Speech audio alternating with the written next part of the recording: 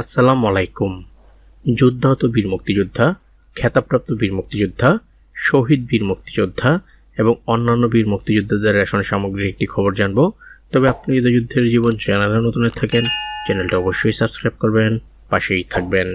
চলতি 2025-26 অর্থ বছরের দ্বিতীয় প্রান্তিকে অর্থাৎ জানুয়ারি থেকে জুন 2026 পর্যন্ত মোট 6 মাসের জন্য রাষ্ট্রীয় সম্মানী ভাতাভোগী যুদ্ধাহত বীর মুক্তিযোদ্ধা, খেতাবপ্রাপ্ত বীর মুক্তিযোদ্ধা ও শহীদ বীর মুক্তিযোদ্ধা পরিবারের সদস্যদের মধ্যে রেশন সামগ্রী বিতরণ বাবদ আর্থিক মঞ্জুরি জ্ঞাপন করা হয়েছে। তার জন্য সর্বমোট বরাদ্দ রাখা হয়েছে 32,62,06,000 টাকা। সর্বমোট 64 জেলার মধ্যে এই রেশন সামগ্রী বিতরণ করা হবে।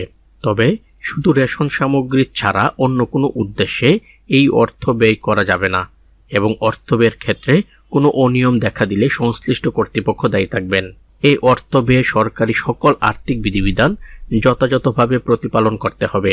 শহীদ পরিবারের সদস্য ও যুদ্ধাহত বীর মুক্তিযোদ্ধাদের বর্তমান স্বাস্থ্যগত অবস্থা বিবেচনায় নিয়ে সংশ্লিষ্ট কর্তৃপক্ষকে প্রতি সপ্তাহে অন্তত 2 দিন রেশন সামগ্রী বিতরণের ব্যবস্থা গ্রহণ করতে হবে। আদেশক্রমে উপসচিব বাজেট ডাক্তার মোহাম্মদ আসাদুজ্জামান। তবে এখানে উল্লেখ্য, সাধারণ বীর মুক্তিযোদ্ধাগণ এ রেশন সামগ্রীর আওতায় বাইরে থাকবেন। তো আজ এ পর্যন্ত, দেখা হবে অন্য এক নতুন ভিডিওতে। ততক্ষণ পর্যন্ত সবাই ভালো থাকবেন, সুস্থ থাকবেন।